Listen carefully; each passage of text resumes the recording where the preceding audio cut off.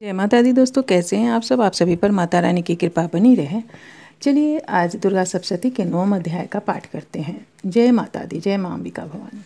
निशुंभ वध। ध्यान। मैं अर्धनारीश्वर के श्री विग्रह की निरंतर शरण लेती हूँ। उसका वर्ण बंदूक पुष्प और सुवर्ण के समान रक्तपीत मिश्रित है। वह अपनी भुजाओं में सुंदर अचमाला, पाश, अंकुश और बरद मुद्रा धारण करता है। अर्धचंद्र उसका आभूषण है तथा वह 3 नेत्रों से सुशोभित है। राजा ने कहा, भगवान, आपने रक्त बीज के वध से संबंध रखने वाला देवी चरित्र का यह अद्भुत महात्म्य मुझे बतलाया। अब रक्त बीज के मारे जाने पर अत्यंत क्रोध में भरे हुए शुंभ और निशुंभ ने जो कर्म किया था उसे मैं सुनना चाहता हूँ। ऋषि कहते हैं, राजन, युद्ध में रक्तबीज तथा अन्य दैत्य के मारे जाने पर शुंभ और निशुंभ के क्रोध की सीमा न रही। अपनी विशाल सेना इस प्रकार मारी जाती देख निशुंभ अमरस में भरकर देवी की ओर दौड़ा। उसके साथ असुरों की प्रधान सेना थी। उसके आगे पीछे तथा पार्श्व भाग में बड़े बड़े असुर थे, जो क्रोध से ओट चबाते हुए देवी को मार डालने के लिए आए। महापराक्रमी शुंभ भी अपनी सेना के साथ मातृगणों से युद्ध करके क्रोधवश चंडिका को मारने के लिए आ पहुंचा। तब देवी के साथ शुंभ और निशुंभ का घोर संग्राम छिड़ गया। वो दोनों दैत्य मेघों की भांति बाणों की भयंकर वृष्टि कर रहे थे। उन दोनों के चलाए हुए बाणों को चंडिका ने अपने बाणों के समूह से तुरंत काट डाला और शस्त्र समूहों की वर्षा करके उन दोनों दैत्यपतियों के अंगों में भी चोट पहुंचाई।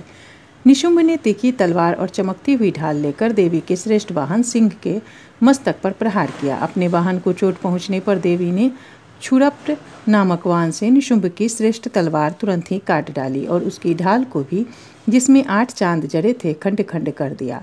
ढाल और तलवार के कट जाने पर उस असुर ने शक्ति चलाई, किंतु सामने आने पर देवी ने चक्र से उसके भी 2 टुकड़े कर दिए। अब तो निशुंभ क्रोध से जल उठा और उस दानव ने देवी को मारने के लिए शूल उठाया, किंतु देवी ने समीप आने पर उसे भी मुक्के से मारकर चूर्ण कर दिया। तब उसने गदा घुमाकर चंडी के ऊपर चलाई, परंतु वह भी देवी के त्रिशूल से कटकर भस्म हो गई। तदंतर दैत्यराज निशुंभ को फरसा हाथ में लेकर आते देख देवी ने बाण समूहों से घायल कर धरती पर सुला दिया। उस भयंकर पराक्रमी भाई निशुंभ के धराशायी हो जाने पर शुंभ को बड़ा क्रोध हुआ और अंबिका का वध करने के लिए वह आगे बढ़ा। रथ पर बैठे बैठे ही उत्तम आयुधों से सुशोभित अपनी बड़ी बड़ी 8 अनुपम भुजाओं से समूचे आकाश को ढककर वह अद्भुत शोभा पाने लगा। उसे आते देख देवी ने शंख बजाया और धनुष की प्रत्यंचा का भी अत्यंत दुस्सह शब्द किया। साथ ही अपने घंटे के शब्द से, जो समस्त दैत्य सैनिकों का तेज नष्ट करने वाला था, संपूर्ण दिशाओं को व्याप्त कर दिया। तदंतर सिंह ने भी अपनी दहाड़ से, जिसे सुनकर बड़े बड़े गजराजों का महान मद चूर हो जाता था, आकाश, पृथ्वी और 10 दिशाओं को गुंजा दिया। फिर काली ने आकाश में उछलकर अपने दोनों हाथों से पृथ्वी पर आघात किया। उससे ऐसा भयंकर शब्द हुआ जिससे पहले के सभी शब्द शांत हो गए। तत्पश्चात शिवदूती ने दैत्यों के लिए अमंगलजनक अट्टहास किया। उन शब्दों को सुनकर समस्त असुर थर्रा उठे, किंतु शुंभ को बड़ा क्रोध हुआ। उस समय देवी ने जब शुंभ को लक्ष्य करके कहा, ओ दुरात्मन, खड़ा रह, खड़ा रह, तभी आकाश में खड़े हुए देवता बोल उठे, जय हो, जय हो। शुंभ ने वहां आकर ज्वालाओं से युक्त अत्यंत भयानक शक्ति चलाई। अग्निमय पर्वत के समान आती हुई उस शक्ति को देवी ने बड़े भारी लुके से दूर हटा दिया। उस समय शुंभ के सिंहनाद से तीनों लोग गूंज उठे। राजन, उसकी प्रतिध्वनि से वज्रपात के समान भयानक शब्द हुआ, जिससे अन्य सब शब्दों को जीत लिया। शुंभ के चलाए हुए बाणों को देवी ने और देवी के चलाए हुए बाणों के शुंभ ने अपने भयंकर बाणों द्वारा सैकड़ों और हजारों टुकड़ों कर दिए। तब क्रोध में भरी हुई चंडिका ने शुंभ को शूल से मारा। उसके आघात से मूर्छित हो वह पृथ्वी पर गिर पड़ा। इतने में ही निशुंभ को चेतना हुई और उसने धनुष हाथ में लेकर बाणों द्वारा देवी काली और सिंह को घायल कर डाला। फिर उस दैत्यराज ने 10,000 बाहें बनाकर चक्रों के प्रहार से चंडिका को आच्छादित कर दिया।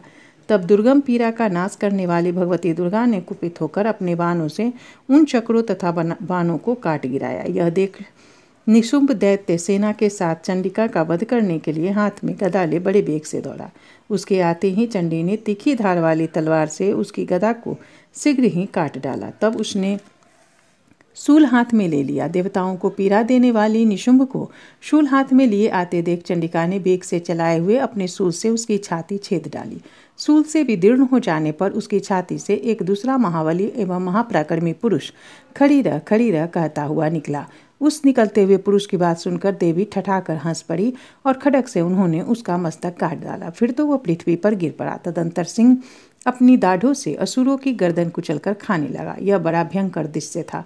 उधर काली तथा शिवदूती ने भी अन्य दैत्यों का भक्षण आरंभ किया। कौमारी की शक्ति से विदीर्ण होकर कितने ही महादैत्य नष्ट हो गए। ब्रह्मानी के मंत्रपूत जल से निस्तेज होकर कितने ही भाग खड़े हुए। कितने ही दैत्य महेश्वरी के त्रिशूल से छिन्न भिन्न हो धराशायी हो गए। बाराही के थुथुन के आघात से कितनों का पृथ्वी पर कचूमर निकल गया। वैष्णवी ने भी अपने चक्र से दानवों के टुकड़े टुकड़े कर डाले। ऐन्द्री के हाथ से छुटे हुए वज्र से भी कितने ही प्राणों से हाथ धो बैठे।